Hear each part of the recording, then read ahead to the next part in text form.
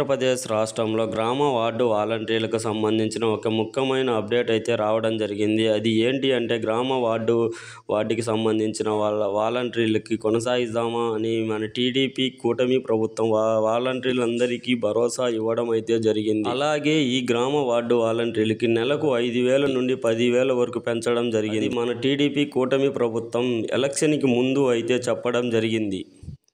దానిలో భాగంగానే వాలంటీర్ల వ్యవస్థని ఖచ్చితంగా కొనసాగిస్తాం, కాకపోతే కొన్ని మార్పులు చేర్పులు అయితే జరుగుతాయి అని మన ముఖ్యమంత్రి నారా చంద్రబాబు నాయుడు గారు హామీ ఇవ్వడం అయితే జరిగింది. దీనిలో భాగంగా ఈ యొక్క వాలంటీర్ల పేరు అయితే మార్చి గ్రామ సేవక్, వార్డు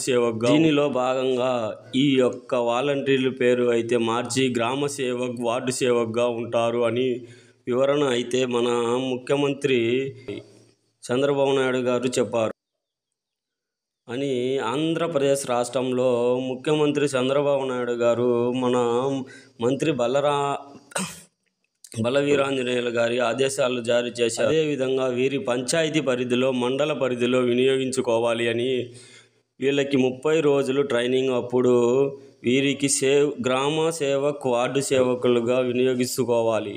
మరొక విషయం ఏంటంటే ఈ గ్రామ సేవక్, వార్డు సేవకులుగా ఉండేవారు ప్రజల దగ్గరికి డబ్బు రీత్యా దూరంగా ఉండాలి అని వీరికి కేవలం ప్రజల దగ్గర పథకానికి సంబంధించిన అమౌంట్లు లాంటివి కానీ వాలంటీర్లతో ఇప్పించడం జరగదు అని మన ప్రభుత్వం నిర్ణయం అయితే చెప్పడం జరిగింది. వారికి ఏ సమస్య అయితే ఉందో వాలంటీర్కి దానికి సంబంధించిన డాక్యుమెంట్లు మాత్రమే తీసుకోవాలి.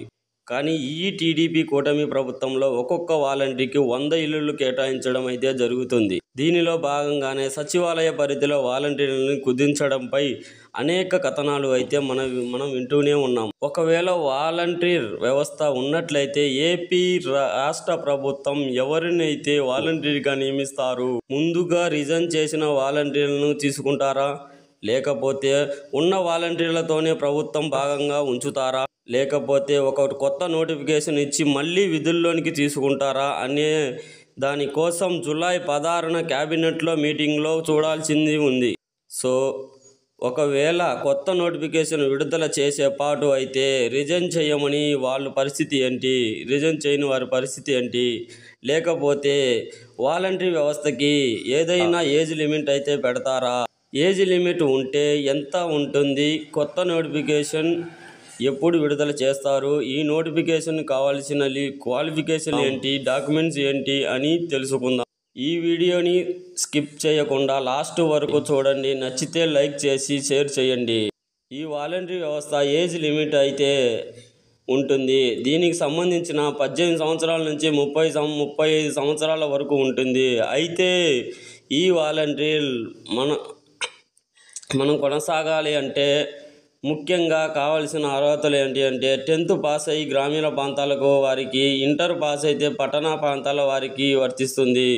మీరు ఈ నోటిఫికేషన్ విడుదల చేసిన వెంటనే ఆన్లైన్లో అప్లై చేసుకోవాలి. అలా అప్లై చేయాలి అంటే మీకు సంబంధించిన సర్టిఫికెట్లు మీ దగ్గర పెట్టుకొని మీ ఆధార్కి మొబైల్ నెంబర్ లింకు చేసి పెట్టుకోవాలి. ఇకపోతే గత ప్రభుత్వంలో వాలంటీర్ వ్యవస్థ రిజర్వేషన్ ప్రకారం కాకుండా ఇవ్వడం జరిగింది.